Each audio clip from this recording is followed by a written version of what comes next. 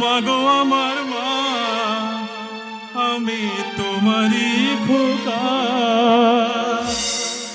তুমি আমার জননী, ভগবান তুমি মা। মায়ের আঁচল মায়ের স্নেহ কোথায় গেলে পাবে কেহ, মায়ের আঁচল মায়ের স্নেহ কোথায় গেলে পাবে কেহ, তোমার চরণে আমার জীবন। মাগো আমার মা, আমি তোমারই খোকা, তুমি আমার জননী, ভগবান তুমি মা।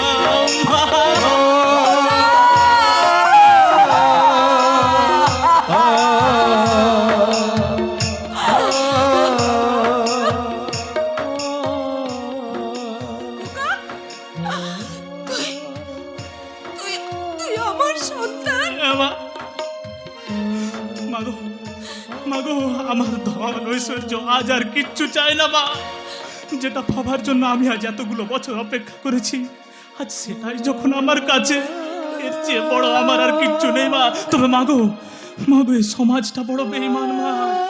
তাই তো ছোট ছোট ছেলে মেয়ের দিকে মা বাবার টালির চালের পরে মানুষ করতে কষ্ট হয় না, কিন্তু সেই ছেলে যখন বড় হয়ে একটা ফ্ল্যাট কেনে, সেই ফ্ল্যাটে হয়তো বিদেশি অ্যালসেশিয়ান কুকুরের জায়গা হয়, মা বাবার কোনোদিন জায়গা হয় না মা।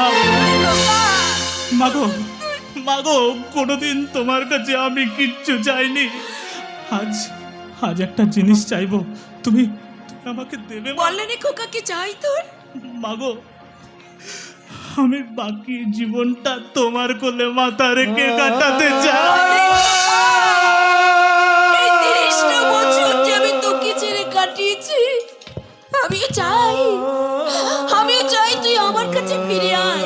কিন্তু তোর দাদা রাজ। না মা না, কারোর মাঝে নয় মা, কারোর মাঝে নয়, সবার থেকে দূরে, শুধু তুমি আর আমি।